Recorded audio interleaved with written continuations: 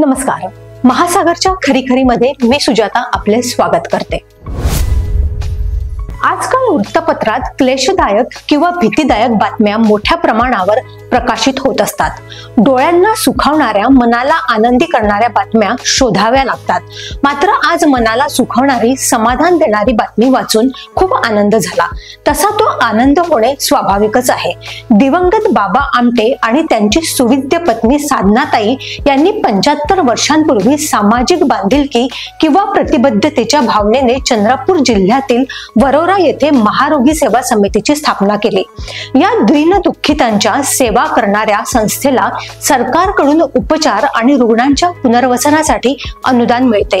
परंतु गेल्या काही वर्षांपासून सरकारकडून हे अनुदान न आल्यामुळे महारोगी सेवा समितीचे कार्य वित्तीय संकटामुळे अडचणीत आले होते.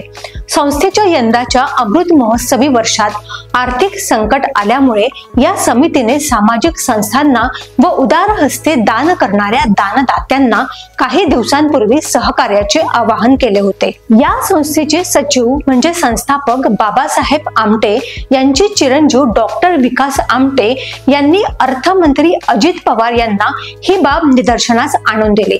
अजित पवार यांना त्याचे महत्त्व कळले आणि केवळ 2 दिवसात अजित पवार यांनी 3,08,00,000 रुपये महारोगी सेवा समितीला देण्याचे मान्य केले. ही रक्कम तात्काळ समितीच्या खात्यात जमा झाली. जे काम सरकारी लाल फितीमध्ये अडकले होते ते काम पटकन झाले.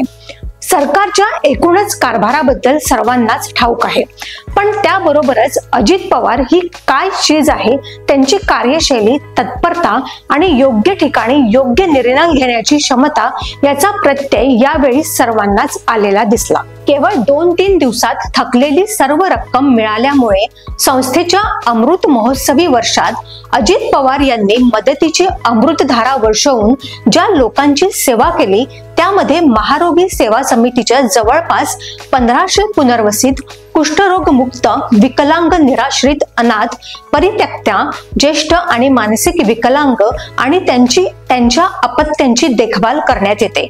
विशेष विद्यालय आणि व्यावसायिक प्रशिक्षण केंद्रात राहणाऱ्या 300 विकलांग विद्यार्थ्यांना आणि प्रशिक्षणार्थ त्यांना प्रशिक्षण प्रदान केले जाते.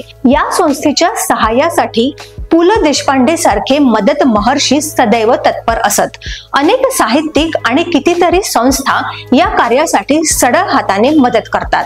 या संस्थेच्या अवाढव्य खर्चासाठी शासकीय मदत मिळाली नसती तर काय झाले असते याची कल्पना करणेही जीवाचा थरकाप उडवणारे आहे. सरकार अनेक योजनांसाठी हजारो कोटी रुपये खर्च करते. कोणत्याही सरकारच्या बाबूगिरी आणि लालफित शाहीत मानवीय दृष्टिकोन अनेक वेळा दिसत नाही, पण ज्या खात्याला अजित पवार सांभाळतात त्या खात्याचे काम रोखठोक आणि चोख असते हे अनेकदा दिसून आलेले आहे. डॉक्टर विकास आमटे ज्या सेवा भावनेने आणि बाबा आमटे यांच्या आशीर्वादानुरूप कार्य करीत आहेत त्यांना दिलासा देऊन महाराष्ट्र शासनाचे उपमुख्यमंत्री अजित पवार यांनी देवेंद्र फडणवीस यांच्या नेतृत्वाखाली नेहमीच अशी मदत करावी एवढीच आमची नम्र विनंती आहे. एक चांगला निर्णय घेऊन अजितदादांनी कित्येकांच्या आकांक्षांचे आनंदवन केले, त्याबद्दल अजित पवार यांचे मनपूर्वक अभिनंदन. अशाच घडामोडींसाठी बघत रहा महासागर. अजूनही तुम्ही आमच्या चॅनलला सबस्क्राईब केलं नसेल तर लगेच सबस्क्राईब करा, लाईक करा आणि बघत रहा महासागर. नमस्कार.